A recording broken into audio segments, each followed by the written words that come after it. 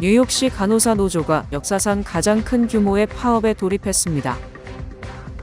도널드 트럼프 대통령이 귀화 시민권자를 대상으로 한 시민권 박탈 기준을 검토하고 있다고 밝혀 파장이 일고 있습니다. 조란 맘다니 뉴욕시장 행정부가 뉴욕시의 교통 및 보건 인프라를 대폭 강화할 것이라고 발표했습니다. 뉴욕시가 신호 위반 단속 카메라 운영을 확대하는 계획을 발표했습니다. 모두가 누릴 수 있는 권리, 바로 아름다움입니다. 키스는 누구나 더 쉽고 당당하게 자신의 아름다움을 즐길 수 있는 세상을 꿈꿉니다. 키스는 우리 모두의 미래가 더 아름답게 빛날 수 있도록 최선을 다할 것입니다. 당신의 아름다움의 모든 순간, 키스가 함께합니다.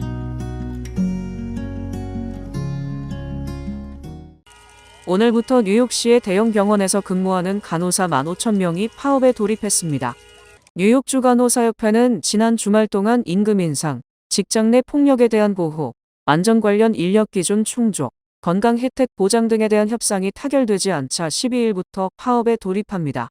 이번 파업 대상에 해당하는 병원은 맨해튼 마운트 사이나이 병원, 마운트 사이나이 모닝사이드, 마운트 사이나이 웨스트, 몬테피오레 병원, 뉴욕 프레스비테리안 병원입니다. 각 병원은 노조들의 구체적인 요구안에 대해 개별적으로 협상을 이어가고 있습니다. 파업에 돌입한 노조는 병원들이 간호사들에게 감당할 수 없는 과중한 업무량을 부과했다고 주장했습니다. 간호사들의 기존 단체 협약은 지난해 12월 31일 만료됐습니다.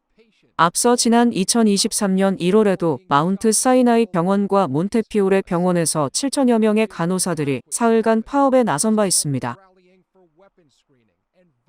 도널드 트럼프 대통령이 귀화 시민권자를 대상으로 하는 시민권 박탈 기준을 검토하고 있다고 밝혀 파장이 일고 있습니다.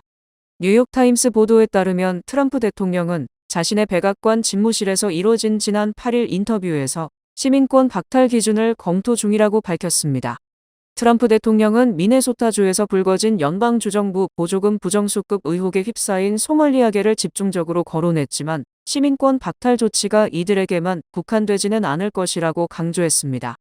트럼프 대통령의 이번 발언은 지난달 뉴욕타임스가 연방이민서비스국 내부 지침을 입수해 트럼프 행정부가 귀화 시민권자의 시민권 박탈을 위한 대규모 단속을 준비 중이라는 보도 이후에 나와 더욱 주목됩니다.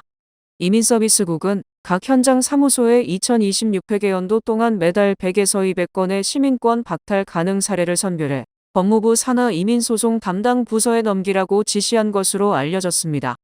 연방법에 따르면 시민권 박탈은 귀화 신청 과정에서 위장 결혼, 중범죄 은폐, 가명 사용과 같은 사기 행위가 입증됐을 경우 등 극히 제한적인 경우에만 허용됩니다.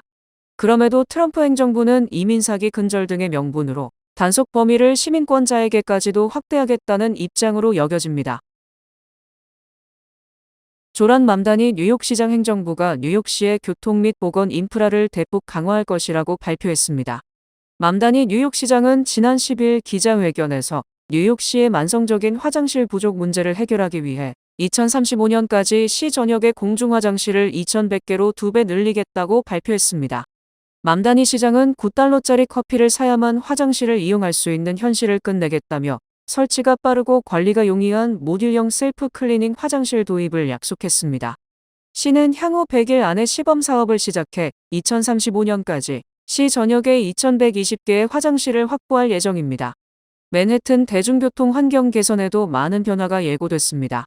맘다니 시장 행정부는 그동안 중단되었던 도로 재설계 사업을 재개하여 메디슨 애비뉴 42번가에서 23번가 남쪽 구간까지 이중버스 전용 차로를 연장한다고 발표했습니다. 뉴욕시 교통국은 이번 프로젝트를 통해 매일 9만 2천 명에 달하는 지역 및 급행버스 이용객들에게 더 빠르고 정확한 운행 서비스를 제공할 계획입니다. 또한 브루클린의 맥기네스 대로와 퀸즈 31번가 등 중단됐던 주요 도로 개선 사업도 다시 추진하여 교통혼잡세 시행에 맞춘 시 전역의 교통 환경 개선에 박차를 가할 예정입니다. 이번 사업은 맨해튼 중심부로의 대중교통 접근성을 높여 MTA의 교통혼잡세 제도를 지원하는 데 목적이 있습니다. 시 당국은 앞서 5번가에 도입된 유사 설계를 통해 지역 버스 속도가 12%, 급행버스가 20% 향상된 사례를 근거로 이번 확장이 미드타운으로 향하는 M1, M2, M3, M4, Q32 등 주요 노선 이용객들의 통근 시간을 획기적으로 단축할 것으로 기대하고 있습니다. 뉴욕시가 신호위반 단속 카메라 운영을 확대하는 계획을 발표했습니다. 9일 뉴욕시 교통국은 향후 5주 동안 시 전역 교차로를 대상으로 매주 신호위반 단속 카메라 운영을 50개씩 확대해 나간다고 밝혔습니다. 시교통국의 이번 조치는 지난 2024년 12월 캐시 호컬 뉴욕주지사가 서명한 법안에 따른 것으로 뉴욕시의 신호위반 단속 카메라 설치 교차로를 150개에서 600개로 4배 늘리는 내용을 골자로 하고 있습니다. 시교통국은 이번 확대 운영이 마무리되는 대로 올 연말까지 600개 교차로에서 카메라 운영을 실시하도록 추진할 계획입니다. 이다니스 로드리게스 뉴욕시 교통국장은 신호위반은 교통사고 사망자 증가의 주요 원인이며 단속 카메라 설치 교차로에서 신호위반으로 발생한 교통사고는 첫 단속 카메라가 설치된 1994년 이후 30년 만에 무려 73% 줄었다고 말했습니다. 연방이민세관 단속국 요원이 미네소타주에서 30대 여성에게 총격을 가해 숨지게 한 이후 미 전역으로 아이스 이민 단속에 반대하는 시위가 확산되고 있지만 도널드 트럼프 행정부는 강경 대응 방침을 고수했습니다.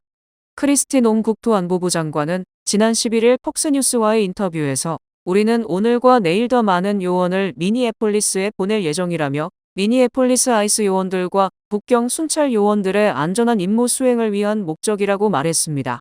트럼프 행정부는 이번 사건 이후 2020년 경찰 진압에 흑인 조지 플로이드가 사망하며 일어난 흑인의 생명도 중요하다 시위처럼 반아이스 시위가 확산되고 있음에도 아랑곳하지 않고 있습니다. 지난 7일 미니애폴리스에서 37세 백인 여성이 아이스 요원의 총에 맞아 숨진 이후 미 전역 50개 주에서는 지난 10에서 11일 천여 건의 시위가 열렸습니다. 놈 장관은 시위 때가 우리 작전을 방해한다면 그것은 범죄라면서 그 결과에 대한 책임을 물을 것이라고 강조했습니다. 연방우정국이 비용 절감을 위해 우편물에 대한 당일 소인 보장을 전격 중단했습니다. 연방우정국은 최근 웹사이트 공지를 통해 우체국 창구에서 접수한 우편물이라도 집화장으로 운송되는 과정에 따라 당일 소인이 찍히지 않을 수 있다고 밝혔습니다. 이에 따라 거리의 우체통이나 우체국 내 수거함에 넣은 우편물 역시 발송 당일 날짜의 소인을 보장받기 어려워졌으며 당일 소인이 반드시 필요한 경우 이용자가 우체국 창구 직원에게 직접 수동 소인을 찍어달라고 요청해야 합니다. 당일 소인은 그동안 국세청 세금 보고, 유권자 우편 투표용지, 공과금 납부 등 정부기관과 유틸리티 업체가 마감일 준수 여부를 확인하는 핵심 수단으로 활용되어 왔습니다. 마감일까지 적절한 소인이 찍히지 않을 경우 서류가 무효 처리되거나 연체료가 부과되는 등 이용자들이 직접적인 불이익을 당할 수 있어 각별한 주의가 요구됩니다. 연방우정국은 현재 높은 처리 비용과 우편 물량 감소로 인해 2년 연속 90억에서 95억 달러 규모의 적자를 기록하고 있으며 이를 해결하기 위해 10개년 구조 조정 계획을 추진 중입니다. 해당 계획엔 이번 소인 보장 중단 외에도 우체국과 집화장 간 운송 차량 운행 축소 등이 포함되어 있습니다. 도널드 트럼프 행정부가 연방준비제도 청사 개보수 문제와 관련해 제롬 파월 연준 의장에 대한 수사에 착수했습니다. 파월 의장은 11일 공개한 영상에서 지난해 6월 연준 청사 개보수와 관련한 자신의 의회 증언과 관련해 법무부로부터 대배심 소환장과 형사 기소 위협을 지난 9일 받았다고 밝혔습니다. 파월 의장은 이번 조치가 행정부의 지속적인 위협과 압박의 연장선상에 있다며 이번 수사는 의회의 감독이나 청사 개보수 문제와는 무관하고 단순한 구실에 불과하다고 주장했습니다. 이어 형사 기소 위협은 연준이 대통령의 선호가 아니라 공공의 이익에 따라 금리를 결정해왔기 때문에 발생한 것이라고 강조했습니다. 파월 의장은 통화 정책이 정치적 압력에 좌우될 것인지 아니면 증거와 경제 여건의 근거에 결정될 것인지의 문제라며 자신의 임무를 계속 수행하겠다고 밝혔습니다. 월스트리트 저널은 이번 수사가 독립성을 유지해온 연준을 압박하려는 트럼프 대통령의 가장 공격적인 조치라고 평가했습니다. 제롬 파월 연방준비제도 의장에 대한 법무부의 수사 착수 소식에 공화당 내에서 공개적으로 비판의 목소리가 제기됐습니다. 11일 블룸버그 통신에 따르면 연방상원은행위원회 소속인 톰 틸리스 의원은 성명을 통해 도널드 트럼프 행정부가 연준의 독립성을 약화하려는 시도가 실제로 이뤄지고 있다는 점이 분명해졌다고 밝혔습니다. 이어 틸리스 의원은 이 문제가 완전히 정리될 때까지 의장을 포함한 연준에 대한 어떤 지명자의 인준도 반대할 것이라고 못 박았습니다. 트럼프 대통령이 오는 5월이 임기 만료인 파월 의장의 후임자를 지명해도 이에 반대하겠다는 것입니다. 한편 파월 의장의 임기는 오는 5월 종료되며 트럼프 대통령은 이달 중 차기 연준 의장 지명자를 발표할 것으로 예상됩니다. 연방이민서비스국이 H-1B 비자를 포함한 주요 이민 관련 신청서에 급행 처리 프리미엄 프로세싱 수수료를 전면 인상한다고 발표했습니다. 이민서비스국은 지난 9일 발표한 보도자료를 통해 오는 3월 1일 이후 소인이 찍힌 신청서부터 개정된 수수료를 적용한다고 밝혔습니다. 프리미엄 프로세싱은 추가 비용을 지불하는 대신 이민 신청에 대한 심사를 신속히 받을 수 있는 제도로 고용 기반 비자와 비이민 비자 신청자 및 고용주들이 널리 이용해왔습니다. USCIS는 이번 인상이 2023년 6월부터 2025년 6월까지의 인플레이션을 반영한 조치라고 설명했습니다. H-1B, L-1, O-1, P-1, TN 비자를 포함한 기타 대부분의 비이민 비자 신청서에 대한 급행 수수료가 현행 2,805달러에서 2,965달러로 올라 3,000달러에 가까워집니다. 동일한 2,965달러의 프리미엄 프로세싱 수수료는 취업이민 영주권 청원서에도 적용됩니다. 또한 이번 수수료 조정으로 H-2B 및 R-1 비이민 신분을 위한 I-129 청원서의 프리미엄 프로세싱 비용은 기존 1,685달러에서 1,780달러로 인상됩니다. 비이민 신분 연장이나 변경을 위한 신청서에도 인상분이 반영됩니다. 유학생, 교환 방문, 직업학교 학생 비자의 연장이나 변경 신청서의 프리미엄 프로세싱 비용은 1,965달러에서 2,075달러로 상승합니다. USCIS는 이번 수수료 인상으로 확보되는 재원이 프리미엄 프로세싱 서비스 유지와 함께 심사 절차 개선, 적체 해소, 그리고 전반적인 이민 귀화 심사 서비스 운영에 사용될 것이라고 밝혔습니다. 이란 반정부 시위에서 사망자가 속출하고 이를 둘러싼 미국과 이란의 강경 발언이 이어지면서 중동 정세가 다시 한번 요동치고 있습니다. 지난 11일 월스트리트 저널에 따르면 트럼프 대통령은 오는 13일 마르코 루비오 국무장관, 피트 헤그세스 국방장관, 댄 케인 합참의장 등 고위 참모진으로부터 이란 대응 방안에 대한 보고를 받을 예정입니다. 이는 그동안 이란 당국의 시위 강경 진압에 대해 여러 차례 경고해온 트럼프 대통령이 실제 행동에 나설 가능성을 시사한다고 월스트리트 저널은 말했습니다. 이번 회의에서는 이란 군사 민간 시설에 대한 사이버 공격, 온라인 반정부 여론 확산 지원, 추가 경제 제재, 군사 타격 등이 폭넓게 논의될 전망입니다. 다만 대이란 대응 논의는 아직 초기 단계로 이번 회의에서 즉각적인 결론이 나지는 않을 것으로 보입니다. 연방국방부는 군사 타격에 대비한 병력 이동도 아직 하지 않고 있다고 월스트리트 저널은 전했습니다. 트럼프 대통령은 이날 플로리다 팜비치에서 워싱턴 DC로 이동하는 전용기 에어포스원에서 이란과 관련한 기자들의 질문에 우리는 이 사안을 매우 심각하게 보고 있다. 군도 이 사안을 살펴보고 있다며 몇몇 강력한 선택지들을 살펴보고 있으며 결정을 내리게 될 것이라고 답했습니다. 인권운동가 통신은 최신 집계 결과 지금까지 시위 도중 어린이 8명을 포함해 최소 544명이 숨졌다고 밝혔습니다. 이 중 496명은 시위대, 48명은 보안군으로 알려졌습니다. 또한 최소 1만 681명이 체포돼 교도소로 이송된 것으로 전해졌습니다. K-팝 데몬 헌터스가 골든글로브 어워즈에서 애니메이션상과 주제가상 2관왕에 올랐습니다. 지난 11일 로스앤젤레스 베벌리 힐튼 호텔에서 열린 제83회 골든글로브 어워즈에서 캐데어는 경쟁작이었던 주토피아2, 엘리오, 귀멸의 칼날 무한성편, 마르코, 리틀 아멜리를 누르고 최우수 애니메이션 영화 부문상을 거머쥐었습니다. 특히 할리우드의 애니메이션 명가 디즈니와 픽사의 작품 주토피아2와 엘리오를 제쳤다는 점에서 오는 3월 열리는 아카데미 수상 가능성에도 청신호가 켜졌습니다. 매기 강 감독은 무대에 올라 트로피를 받은 뒤 이건 정말 무겁다며 떨리는 목소리로 한국 문화에 깊이 뿌리내린 영화가 전 세계 관객과 공감대를 형성할 수 있다고 믿어주신 모든 분께 감사드린다고 말했습니다. 강 감독은 이어 이 영화를 통해 우리는 여성 캐릭터를 우리가 아는 그대로, 즉 정말 강하고 당당하며 우스꽝스럽거나 괴짜 같고 음식을 갈망하며 가끔은 목말라 하기도 하는 모습으로 그려내고 싶었다고 덧붙여 큰 박수를 받았습니다. 아울러 캐데언의 사운드 트랙 골드는 최우수 주제가상 수상에 영예도 않았습니다. 가수이자 작곡가 이재는 감격의 눈물을 흘리며 수상 소감을 밝혔습니다. 뱅크 오브 호프가 드리는 경쟁력 있는 이자율에 6개월 및 9개월 프로모 플러스 CD 가까운 뱅크 오브 호프 지점에서 만나보세요. 이 프로그램은 최고의 금융 서비스로 당신을 존중하는 뱅크 오브 호프 제공입니다. 주요 단신 전해드립니다. 백악관 인사권리국 자료에 따르면 2025년 1월부터 11월까지 공직을 떠난 연방 공무원 수는 33만 5천 명으로 연령 만기 및 계약 만료 은퇴가 10만 9천 명이었으며 자발적 사직이 15만 4천 명이었습니다. 이번 달 19일부터 열릴 스위스 다보스 포럼에서 미국은 우크라이나 재건과 번영을 위해 10년에 걸쳐 8천억 달러를 투입하는 계획에 합의할 예정입니다.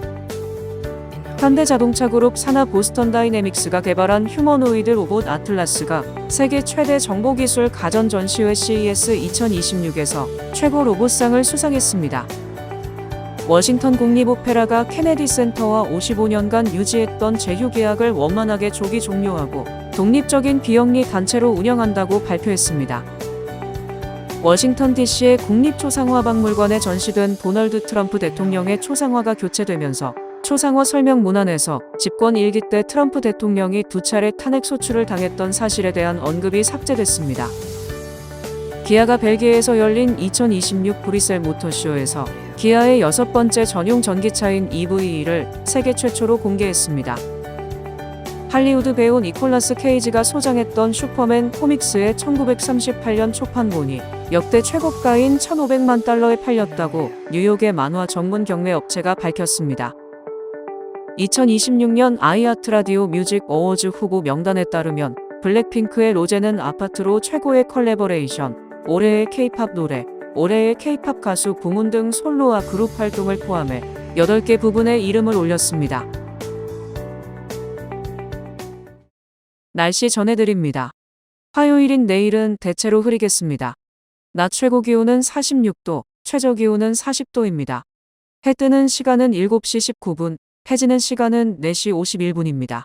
이상으로 주간 날씨와 세계 날씨 전해드립니다.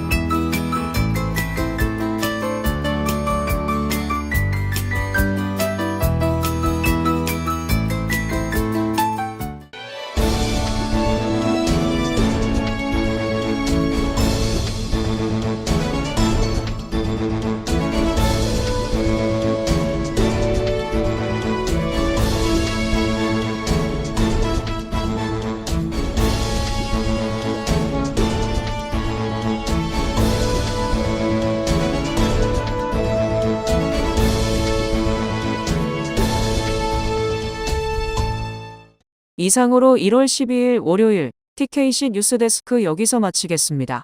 시청해주신 여러분 고맙습니다.